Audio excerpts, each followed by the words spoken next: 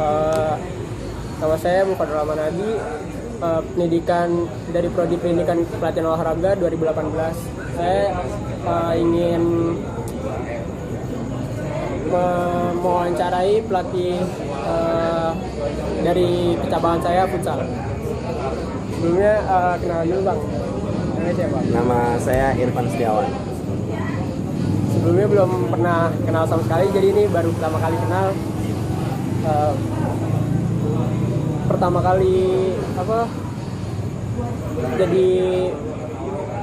kali bisa ngelatih itu dari tahun berapa? Kalau saya pertama itu saya belajar kebetulan di Akademi Tifosi MFC di Tifosi di Duren Sawit. Ya, saya belajar di sana dari ngelatih di kelompok usia 6 sampai 13 tahun di sana. Terus ya awalnya sih belajarnya dari situ karena saya ketemu senior yang ngebimbing saya, istilahnya ngebimbing gimana sih awal datang ke sana. Saya cuma datang gimana sih sebenarnya cara ngelatih yang benar atau ngelatih itu seperti apa. Nah, di sana mereka jelasin ngelatih itu seperti apa, ngelatih yang benar itu seperti apa, terus setiap kelompok usia ngelatihnya seperti apa. Nah, dari situ baru saya ngelatih di kelompok usia di sana juga di Tifosi MFC juga saya ngelatih di kelompok usia 16 tahun gitu. Terus ada pertama ngelatih itu ada hambatannya apa aja sih? Paling apa ya? Yang hal-hal baru yang belum kita temuin kayak awal ngelatih ya pasti kita nervous lah, ya kan, pasti tegang. Wah, gimana nih ngadepin? Yang pertama sih yang paling bingung adalah gimana nih kita dengan tidak terbiasa dengan ngobrol sama orang banyak atau anak-anak lagi di usia segitu kan 6 sampai 13 tahun. Gimana nih cara ngerangkul anak-anak? Pertama yang pasti ya tegang segala macem, cuma sambil ada senior yang memang ngebimbing saya di sana, pelatih kepala di sana yang ngebimbing saya gimana nanggapinnya segala macem. Ya dari situ sih paling. Apa sih yang memotivasi abang buat jadi pelatih? Siapa yang memotivasi abang buat jadi pelatih? Kalau untuk memotivasi sih sebenarnya nggak ada sebenarnya kalau untuk motivasi ya. Cuma kayak terdorong aja karena kan dulunya basic saya ini sebagai pemain futsal, di atlet futsal kebetulan saya pengen berkarir yang setelah saya pensiun ini apa nih kira-kira yang masih saya berkecimpung di futsal. Jadi saya pengen kalau memang saya nggak bisa jadi pemain ya saya coba belajar di kepelatihan gitu. Terus panutan pelatih abang itu siapa? Yang bikin abang benar-benar ini nih jadi pelatih? Kebetulan waktu itu saya datang ke coach Wilmarsen, ya dia yang ada di MFC saat itu, dan saya datang memang pure saya datang ke dia kayak bang, saya mau ngelatih nih, kira-kira saya bisa nggak ya? Dan basic saya ini hanya dari pemain nih, basicnya dari pemain, saya transisi dari pemain pengen jadi pelatih, kira-kira bisa nggak? Belajarnya sama dia, dan itu memang dia yang ngajarin hal banyak tentang kepelatihan, bahwa semua bisa kalau lo mau berusaha lebih kerja keras ketimbang yang memang kecabangannya kuliahnya di kecabangan futsal atau di olahraga. Nah kebetulan juga saya di olahraga, tapi saya bukan dari kepelatihan tapi dari olahraga rekreasi. Kalau boleh tahu nih bang, abang ini udah ngelatih di mana aja? Kalau saya ngelatih yang pertama yang tadi di Tifosi MFC di awal-awal. Itu tahun berapa tuh? Saya ngelatih di sana 2017 sampai sekarang saya masih ada di sana 3 tahun lah kurang lebih di sana. Terus habis itu saya ngelatih di sekolah-sekolah internasional kayak di SD Embun Pagi. Pagi itu di ya, apa? Kalimalang? Ya, di Kalimalang. Di Kalimalang itu saya dari 2017 juga dari Tifosi, saya ditawarin juga di sana. Coba saya kembangin apa yang saya pelajarin juga di sana. Kebetulan di sana juga kelompok usianya sama. Jadi kelompok usianya dari SD kelas 1 sampai kelas 6 gitu. Jadi tinggal ngembangin sih gitu. Terus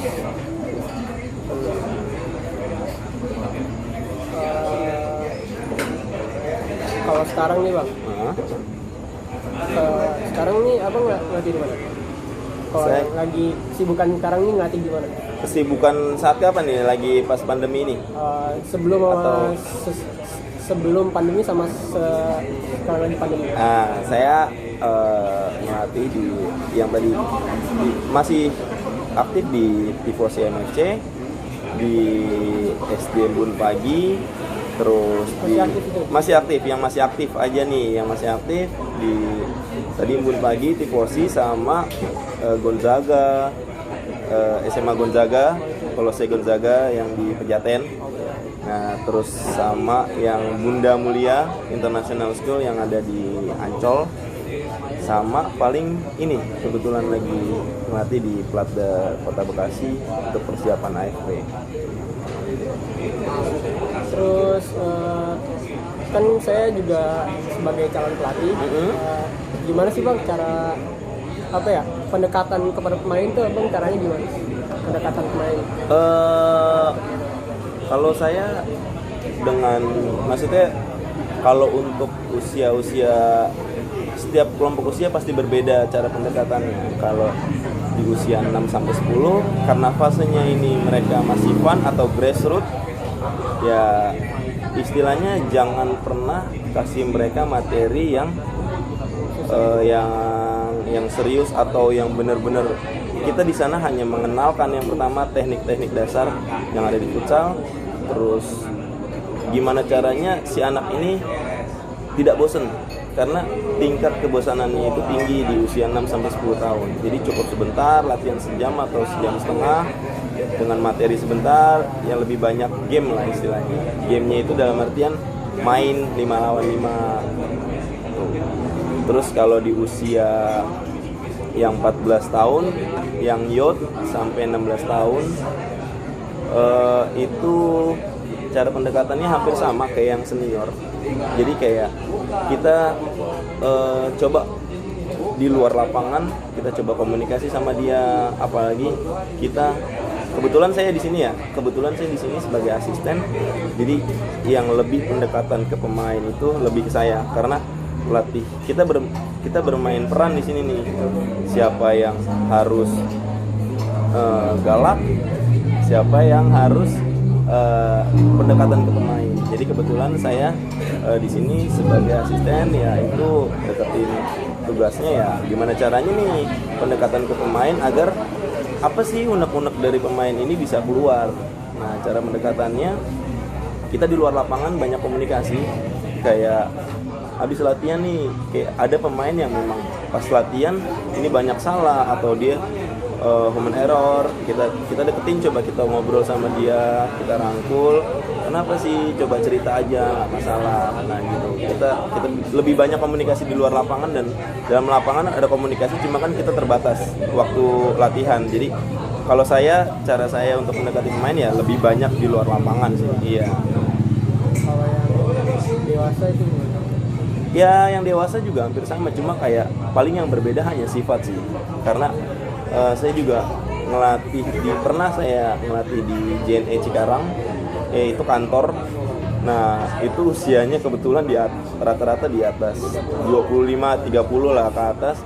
Itu pasti berbeda karena kan tingkat sensitifnya itu kayak emosi segala macam. Kita harus menyesuaikan juga nih cara ngomong kita.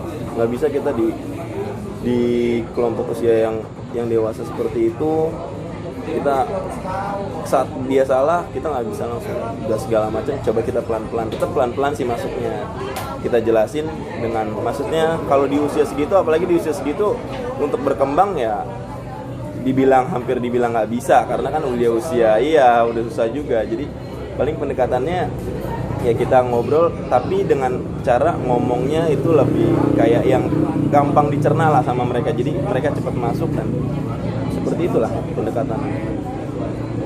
Terus nih bang, menurut abang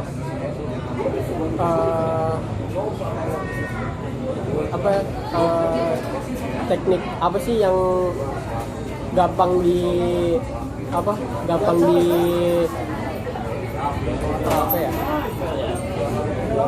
dicerna sama anak-anak usia dini tuh teknik dasar apa? Kalau untuk teknik dasar kita pasti harus mengenalkan untuk semua teknik dasar kan ada 4, kontrol, passing, dribbling, shooting. Nah itu kita harus mengenalkan, cuma porsinya saja yang kita bedakan dengan kelompok usia 14 atau usia senior. Dengan dia hanya, oh ini loh yang kita hanya mengenalkan, oh ini yang namanya passing, ini yang namanya kontrol, ini yang namanya dribbling, ini yang namanya shooting. Tidak lagi porsinya itu yang berlebihan dalam artian, oh ngedrill atau ngelatih dengan, oh ini passingnya harus bener nih, harus lurus seperti itu. Nah mereka passingnya cuma sampai gimana tahu, oh ini loh yang namanya passing, yang tadi saya bilang, ini yang namanya kontrol, ini namanya dribbling, ini namanya shooting. Itu aja, hanya sekedar mengenalkan, karena fasenya mereka fun, karena tingkat kejenuhannya yang saya bilang tadi tinggi. Di saat mereka sudah jenuh, itu akan sulit kita untuk mengajak lagi untuk mereka latihan. Tapi kalau mereka sudah senang, apapun yang mereka lakukan itu senang, yang menurut mereka, oh bos, saya senang nih melakukan hal ini, pasti mereka akan melakukan terus gitu. Dan itu yang kita harapkan, jadinya kesananya mereka makin berkembang itu sih kali ini. Menurut abang nih bang, kan sekarang banyak nih pemain-pemain potensial yang masih muda-muda. Terus kalau misalnya biasanya nih kalau muda tuh bagus banget, tapi giliran udah senior nih, udah umur 20 ke atas, itu mainnya ngedrop banget. Itu gimana deh? Yang pertama, saya tidak menyinggung pelatih-pelatih yang ada, cuma di Indonesia adalah fasenya ini ada fase yang melengkap, seperti misalkan di kondisi fisik. Di kondisi fisik itu di umur usia dini 6 sampai 13 tahun itu hanya ada ABCSF. Yaitu agility, balance, koordinasi, speed, sama satu lagi flexibility. Nah, itu kadang ada orang atau pelatih yang memberikan porsinya lebih, di situ masuk strength nanti. Jadinya kan otot yang seharusnya bukan di usianya mereka dipaksakan untuk itu gitu loh. Jadinya mereka ototnya yang seharusnya belum siap di usianya mereka paksakan. Jadinya saat usia emasnya yang seharusnya di luar negeri itu umur 25 sampai 28 tahun usia emas, di kita 25 tahun atau 28 tahun sudah pensiun. Itu yang permasalahannya. Dan yang kedua paling masalah jaga kondisi kayak masalah pola makan, pola tidur. Itu kan yang kemarin sempat disinggung sama pelatih-pelatih luar yang datang ke sini. Itu sih paling yang susah dijaga di Indonesia gitu. Terus nih bang, kan kadang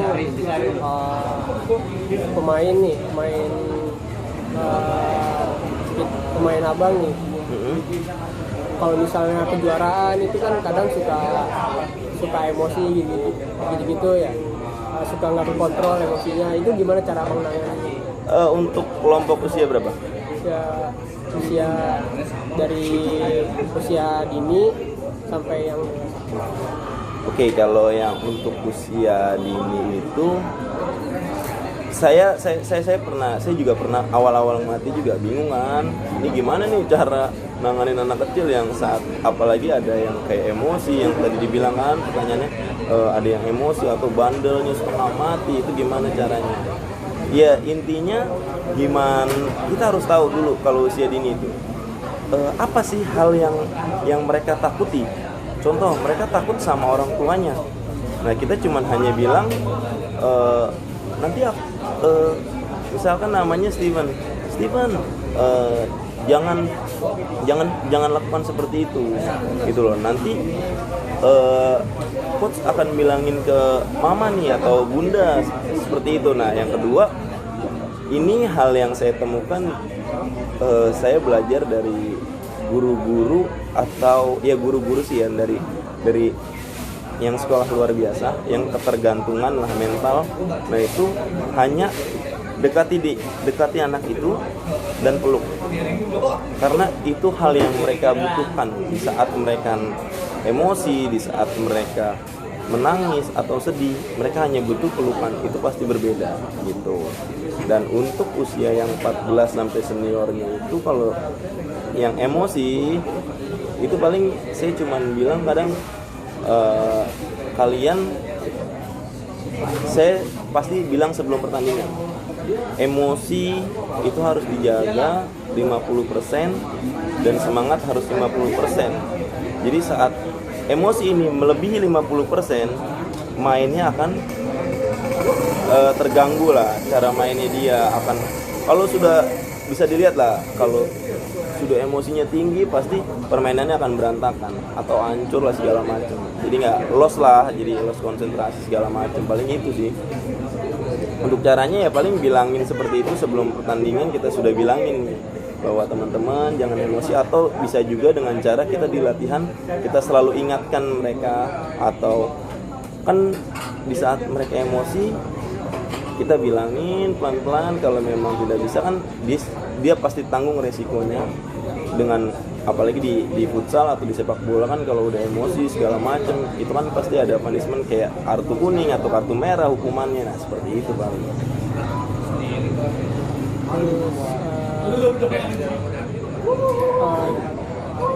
Minimal tuh menurut abang ya, minimal latihan futsal tuh berapa jam sih, atau seminggu tuh berapa kali?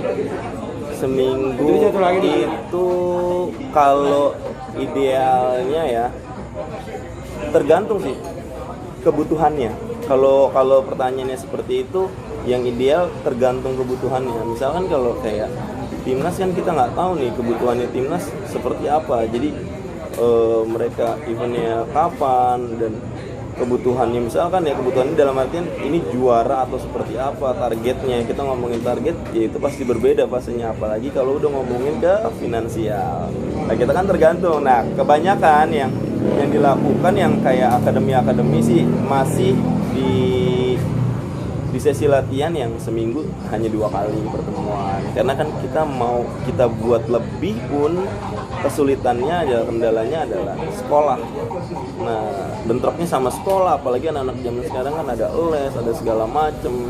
Nah kita iya bentroknya pasti di situ kita, karena kecuali kayak Ragunan yang memang dia sekolah di sana, ini cabang ada di sana, jadi bisa diatur waktunya. Tapi kan kalau yang di luar ini susah juga, pasti mentoknya di situ. Karena saya sudah coba di MFC itu, kendalanya ya di situ, sekolah dan les segala macam itu nggak bisa, kayak kita nggak bisa paksain nih, karena orang tua kan masih di sini, apalagi di futsal itu belum jaminan nih lo sebagai pemain futsal lo bisa hidup lebih enak lo ketimbang lo kerja di kantoran atau kerja di mana gitu, belum bisa ada jaminan lah, intinya seperti itu. Itu sih bang, terakhir apa ya, menurut abang apa sih yang kekurangan dari player-player futsal di Indonesia? Kekurangan masalah, saya nggak berani nyinggung masalah timnas segala macam ya, tapi yang saya melihat aja ya, sepenglihatan saya yang saya pernah alami, pengalaman saya, masalah kayak di flexibility. Karena di futsal ini kita butuh sangat di flexibility itu dibangunnya dari usia dini. Nah sedangkan pemain-pemain kita itu kaku badannya segala macam. Kalau memang itu saya melihat di Spanyol itu mereka sudah dibangun dari usia 6 tahun flexibility. Nah di sini pemain-pemain kita banyak yang kaku karena yang saya bilang tadi di awal tuh yang mereka seharusnya belum dapat strength kayak angkat berat atau push up segala macam, mereka sudah dapat itu di usia sebelumnya mereka di Indonesia. Jadi mereka badannya jadi kaku. Nah itu sih paling yang kesulitannya di futsal seperti itu, karena kendalanya pasti di situ. Karena kan saat mereka sudah usia senior nggak mungkin mereka latihan flexibility karena sudah terbangun itu dari awal gitu. Nah dari usia dininya gitu. Baru Bang udah gitu aja dari saya, agenda saya. Kalau ada yang kurang dari saya, aku Ya. kasih ya Bang ya. Ya siap.